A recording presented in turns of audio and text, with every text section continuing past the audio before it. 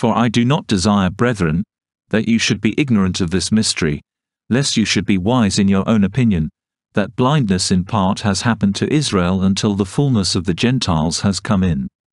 And so all Israel will be saved, as it is written, the deliverer will come out of Zion, and he will turn away ungodliness from Jacob.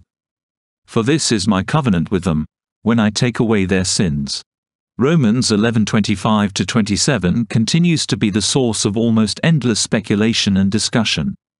We are told by most commentators that it refers to a yet future coming of the Lord at the end of time, at which point, national Israel will be converted. This is the classic postmillennial view. While postmillennialists and dispensationalists hold to greatly different paradigms in this regard, they share a great deal in common. Both anticipate a future restoration and conversion of national Israel. There are many differing views about the meaning of all Israel shall be saved. Below there is a helpful summary of the differing views that are suggested in the commentators. First, the salvation of every racial, ethnic Jew. This is an impossible interpretation. Why preach the gospel to the Jews if they're all going to be saved?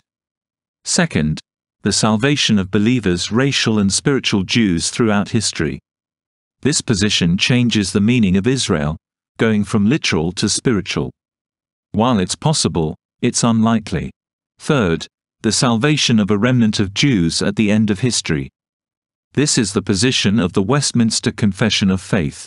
2,000 years have passed since Romans was written. The Jews have had plenty of time to be jealous. The Jews in Paul's day were jealous. That's why Jews were persecuting the church.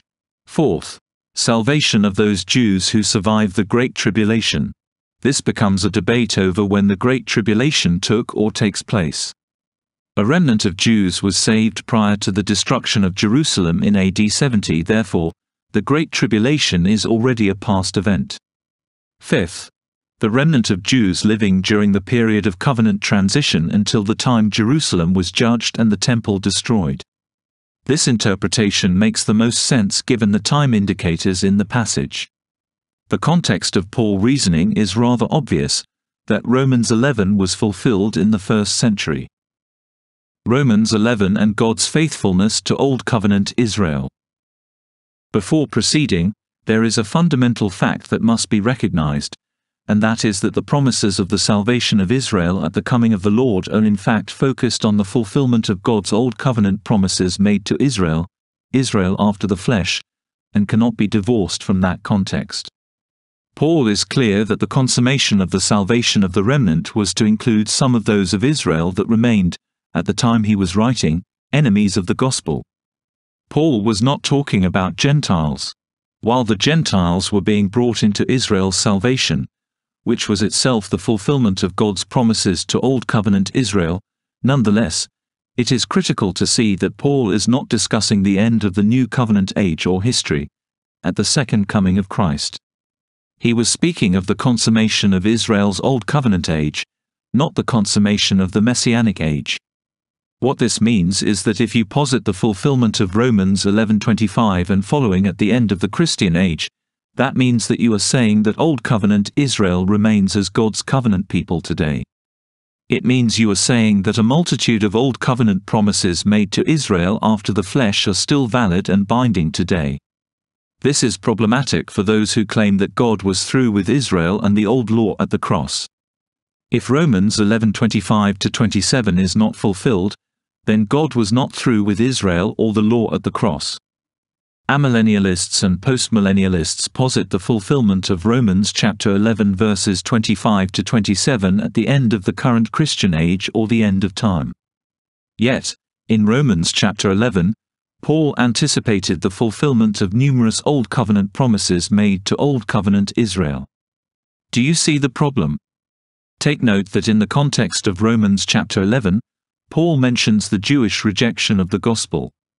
That rejection included the martyrdom of the saints who were preaching the gospel to them. Compare chapter 10. Thus, when we come to 11:25 and following, we cannot exclude the ideas lying behind the Redeemer motif.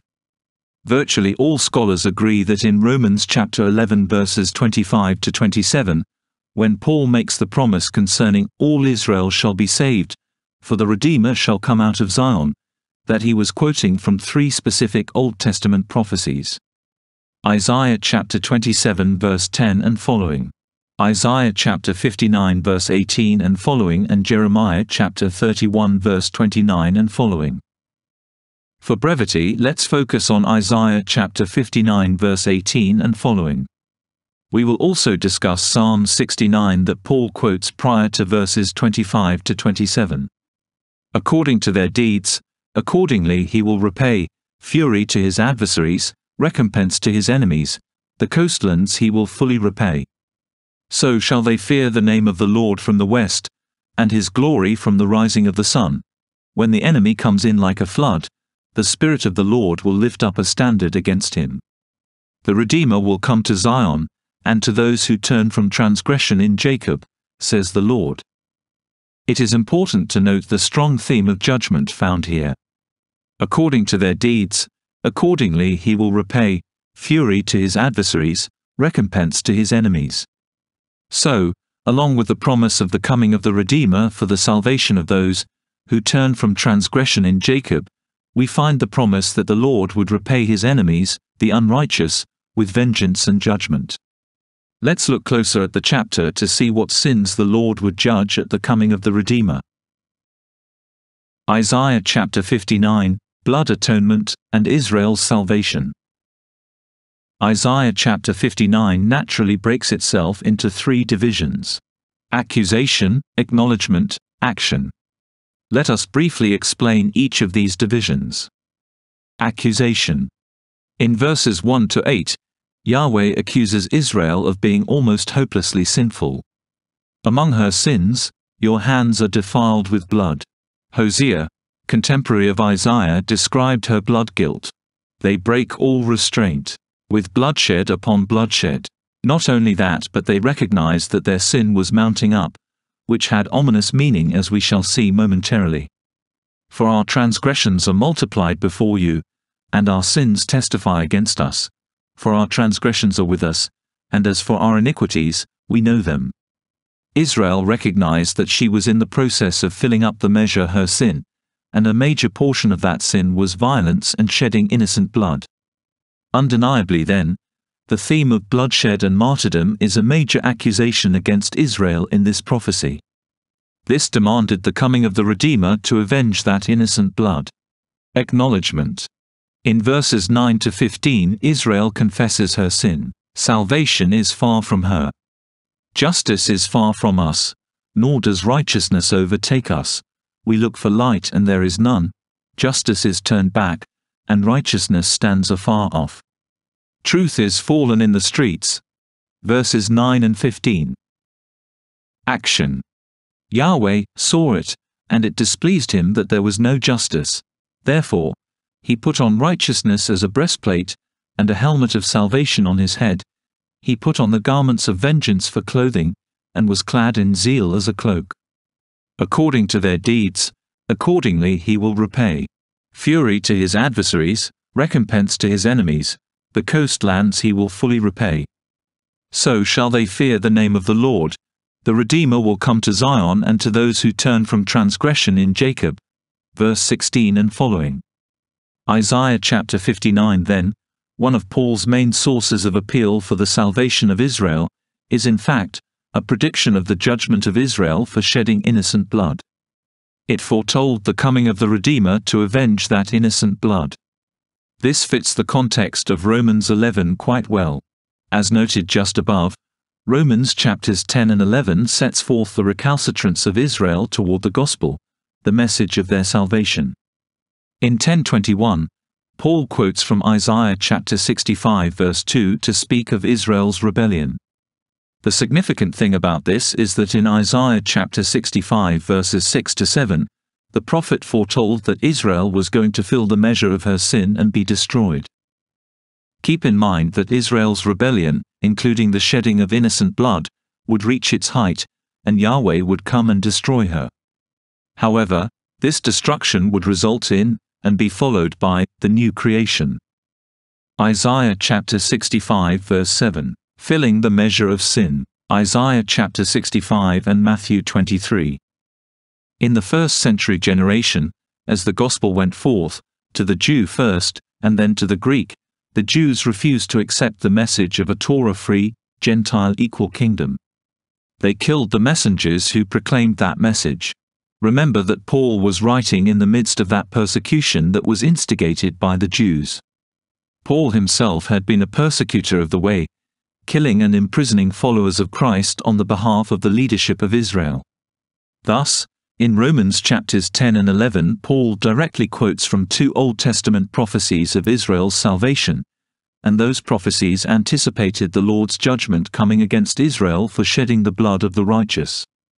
This is significant in light of Matthew chapter 23.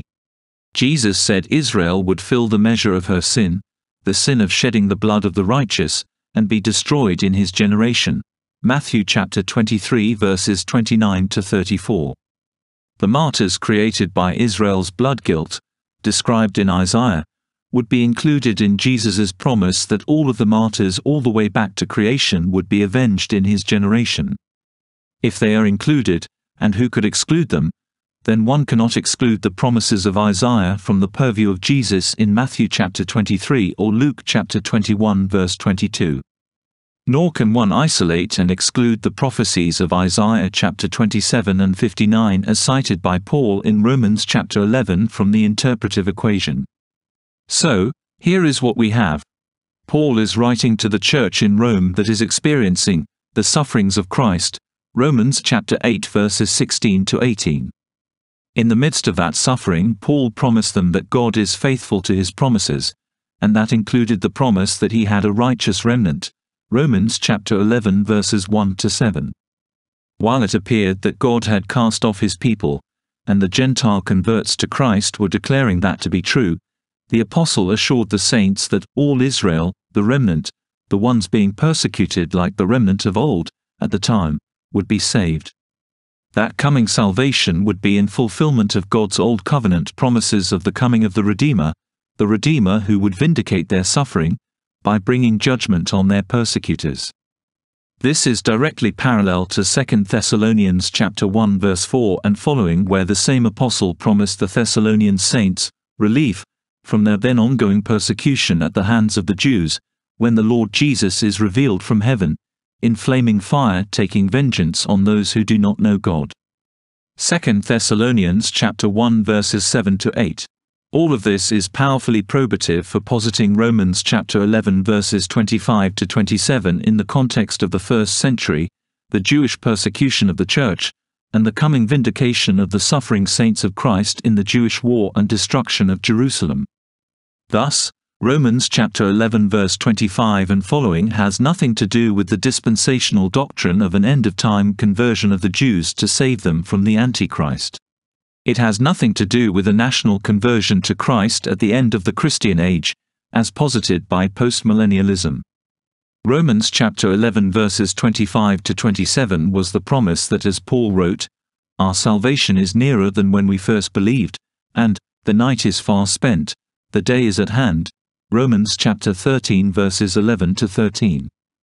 Also, "The God of peace shall crush Satan under your feet shortly," Greek term, entaxe, from Romans chapter 16 verse 20. Psalms 69. Paul's utilization of Isaiah chapter 59, the coming vindication of the martyrs and salvation of the remnant, is buttressed by an earlier Old Testament prophetic quote by Paul in Romans chapter 11 verse 9.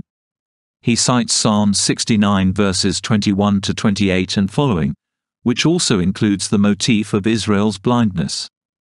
Blindness in part has happened unto Israel. They also gave me gall for my food, and for my thirst they gave me vinegar to drink. Let their table become a snare before them, and their well-being a trap. Let their eyes be darkened, so that they do not see, and make their loins shake continually. Pour out your indignation upon them, and let your wrathful anger take hold of them. Let their dwelling place be desolate, let no one live in their tents. For they persecute the ones you have struck, and talk of the grief of those you have wounded. Add iniquity to their iniquity, and let them not come into your righteousness. Let them be blotted out of the book of the living, and not be written with the righteous. Psalm 69 verses 21 to 28. We know from John chapter 19 verse 28 and following that this psalm was a messianic prediction. The apostle cites this text to speak of what happened to Jesus on the cross, the giving of vinegar to drink. But notice what the psalmist prayed for as result of the horrific suffering of Messiah. Let their table become a snare before them, and their well-being a trap. Let their eyes be darkened, so that they do not see, and make their loins shake continually. Pour out your indignation upon them, and let your wrathful anger take hold of them. David is praying for the vindication of the suffering of the Lord's servant.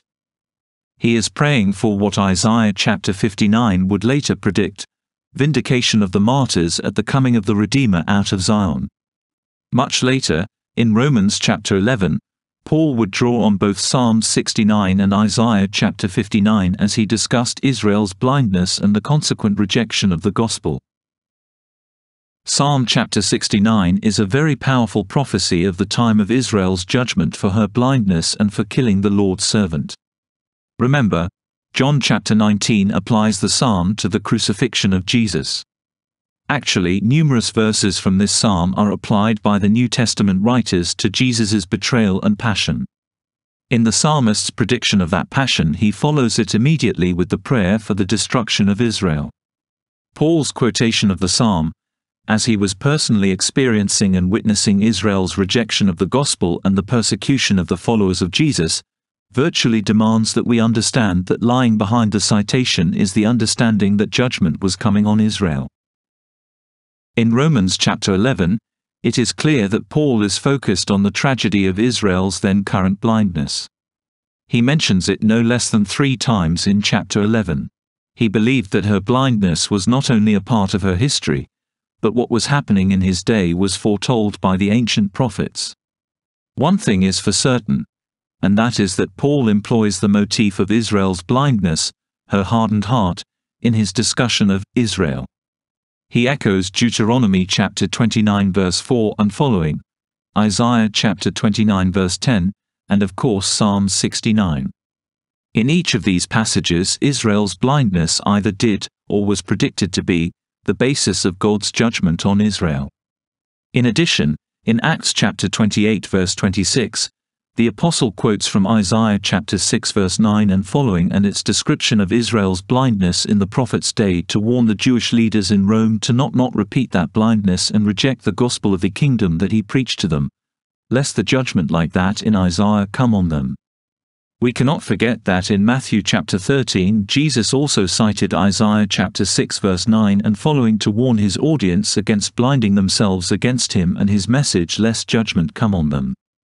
So, Paul's doctrine of the blindness of Israel draws from Old Testament passages where Israel's blindness would result in her imminent judgment, when she would fill the measure of her sin, Psalm 69 verse 27. This means that the blindness of Israel in Romans chapter 11 verse 25 cannot be extrapolated over a period of centuries, because the prophecies that he cites are inextricably tied to impending judgment on Israel. That was true whether the judgment was in the 8th century BC, Isaiah chapter 6 verse 9 and following, or in the last days prophecies of Psalm 69. Historically, Israel was blind, until her blindness resulted in her judgment. The fact is that in Romans chapters 10 and 11, Paul speaks at length of Israel's blindness, citing Old Testament prophecies that called for the Lord to judge Israel for her blindness. Psalm 69. That almost certainly means that Paul was anticipating the imminent judgment of Israel in the 1st century. Upon what basis would one exclude the underlying portent of judgment from Paul's threefold mention of Israel's blindness, understanding that historically, Israel's blindness had always brought judgment? So, the salvation of Israel at the coming of the Redeemer, Romans chapter 11 verses 26 to 27, would occur at the coming of the Lord in judgment of Israel, due to her blindness which led her to reject the Messiah, and to persecute those who accepted him. If one admits to the imminence of judgment inherent in the blindness motif, then does that not demand that her salvation, the salvation of the remnant at the coming of the Lord in Romans chapter 11 verses 26 to 27 was imminent. To deny the element of imminent judgment contained in the motif of Israel's blindness means that one has to prove that Romans 11 is a one-off, standalone prophecy that ignores that historical motif of blindness and imminent judgment. Yet, Paul is undeniably drawing from historical and prophetic contexts in which imminent judgment as a result of blindness is paramount. So, what we find is that while Paul assuredly anticipated the coming salvation of all Israel, that is the righteous remnant, at the coming of the Lord, there are two underlying but powerful indications that the time of salvation would likewise be the time of judgment. It is commonly argued that the time of salvation and the time of judgment are two distinct times. Dispensationalists often make this argument. For instance, Thomas Ice says that a fatal flaw of the preterist view of prophecy is the confusion of judgment and salvation in relation to the nation of Israel. Preterism sees only judgment toward Israel that speak of tribulation. This is a false temporal dichotomy. The time of salvation is the time of the judgment. While some texts may focus on one aspect or another, that does not mean that the two tenets can be divorced from each other temporally. When we join together the idea of the Redeemer, whose task it was to avenge the shed blood, and the concept of the blindness of Israel, these two tenets are virtually probative in establishing that in Romans chapter 11 verses 25 to 27 Paul was not looking to the distant future to a conversion of national Israel at the parousia of Christ. While he assuredly did anticipate was the consummation of Israel's soteriological, covenant history. He knew that only some, the remnant, would be saved. He knew that the body of the nation would perish in the coming judgment foretold by Psalms 69 and Isaiah chapter 59, not to mention Isaiah chapter 27. He also knew that the consummation of that history was not to be a long drawn-out, 2-millennial-long time, for he will finish the work and cut it short in righteousness, because the Lord will make a short work upon the earth. Romans chapter 9 verse 28. Thus, when we consider and honor these contextual facts, they falsify both the dispensational view of a future restoration of Israel, and they negate at the same time the post-millennial creedal view of a future restoration of Israel. Romans chapter 11 verses 25 to 27 was fulfilled in AD 70.